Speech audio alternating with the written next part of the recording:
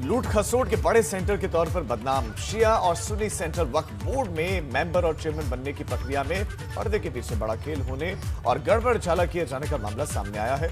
आरोप है कि सुन्नी सेंट्रल वक्फ बोर्ड के मौजूदा चेयरमैन जफर फारूकी और शिया वक्फ बोर्ड के निवर्तमान चेयरमैन वसीम रिजवी अपने अपने बोर्ड में जिस मुतवल्ली कोटे से मेंबर बने हैं उसका चुनाव लंबे अरसे से गलत और मनमाने तरीके से किया जा रहा है। मुतवल्ली कोटे से हुए इस साल भी इनके चयन को इलाहाबाद हाईकोर्ट में चुनौती दी गई है।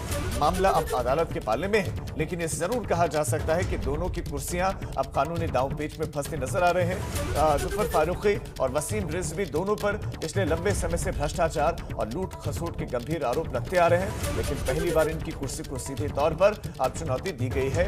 ये गड़बड़ झाला क्या है ये आप समझ लीजिए।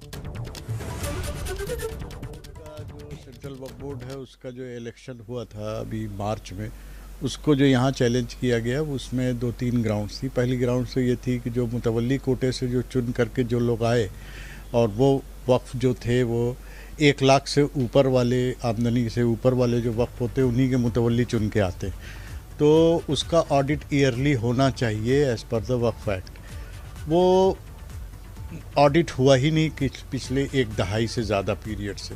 तो ऐसी सिचुएशन में वो जो वक्फ हैं जिनका आमदनी 1 लाख से ज़्यादा की होनी चाहिए वो तय ही नहीं है आज के दिन में कि वो 1 लाख के हैं भी कि नहीं, कि कम हो गए या हो सकता है कि नए ऐड हो गए हों वक्फ, या जो ऑलरेडी थे वो उनकी आमदनी नीचे चली गई हो। तो ऐसी सिचुएशन में जब उनका चुनाव जो मुतवल्ली का चुनाव हो रहा है वो इल्लीगल हुआ है। और अब आगे बढ़ते हैं और खबर फर्रुखाबाद से, जहां पर बीजेपी सांसद मुकेश राजपूत के भतीजे राहुल राजपूत ने सपा के जिला पंचायत अध्यक्ष के प्रत्याशी सुबोध यादव के खिलाफ मुकदमा दर्ज करवाया है। जानलेवा हमले का मुकदमा कमालगंज थाना इलाके में दर्ज करवाया गया है। राहुल राजपूत का कहना है कि उसके ऊपर सपा प्रत्याशी ने हमला किया और अब पुलिस ने सुबोध यादव समेत 16 लोगों पर केस दर्ज किया है और आगे की कार्रवाई कर रही है। कल राहुल राजपूत नाम के व्यक्ति के द्वारा एक प्रार्थना पत्र दिया गया है कि उनको रोककर उनके ऊपर जानलेवा हमला किया गया है, जिसके संबंध में थाना कमालगंज के अंतर्गत सुसंगत धाराओं 147, 148 और 364, 360 और 504 के अंतर्गत अभियोग पंजीकृत किया गया है, जिसमें 2 नामजद और अन्य अज्ञात लोग हैं। इसमें विवेचना की जा रही है। विवेचना में जो भी तथ्य आएंगे, जो भी एविडेंस होंगे, उसका आधार पर कार्रवाई की जाएगी। और अब बात मुजफ्फरनगर की, जहां पर भारतीय किसान यूनियन के राष्ट्रीय अध्यक्ष नरेश टिकैत ने पंचायत चुनाव निष्पक्ष करवाने की मांग को लेकर डीएम से उनके घर पर मुलाकात की। एसएसपी जिलाधिकारी के घर पर पहुंचे।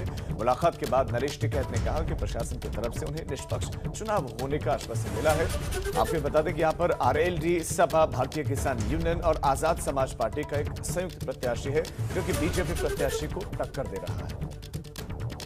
अपना कैंडिडेट हारा का सतेंद्र बालियान, तो कुछ शिकायत मिल रही भाई ने जो जिला पंचायत सदस्य है इनके साथ में जबरदस्ती हो रही। तो जिले के डीएम साहब और कप्तान साहब इस जिले के अधिकारी है, जिम्मेदार है, तो इन्हें हमने यही कहा भाई निष्पक्ष चुनाव हो। हम किसी की सिफारिश नहीं करते, पर चुनाव निष्पक्ष हो, बिल्कुल एक अच्छी हुआ रहे बातचीत। कम से कम हम तो सारे को ही कहे बातचीत, पर इस जिले की तो और एक अच्छी हुआ है।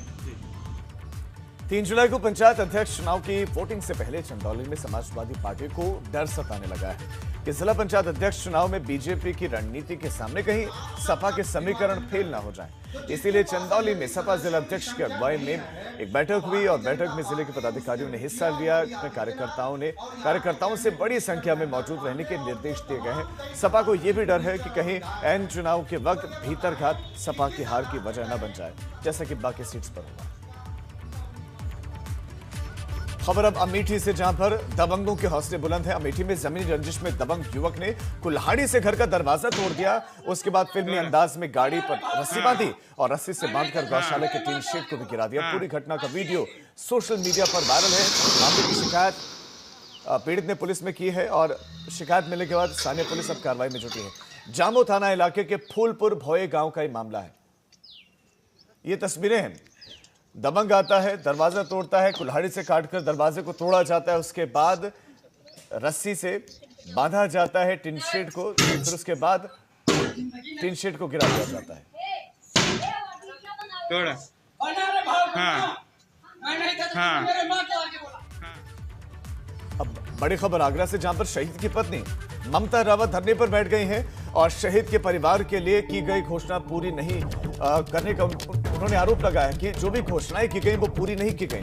पुलवामा हमले में शहीद हुए थे आगरा के कौशल रावत शहीद पति की प्रतिमा के सामने पत्नी अब धरने पर बैठ गई हैं। शहीद की पत्नी ममता रावत अपने परिवार के साथ धरने पर बैठ गई हैं। 7 दिन पहले शहीद की पत्नी ने पीएम और मुख्यमंत्री से गुहार लगाई थी।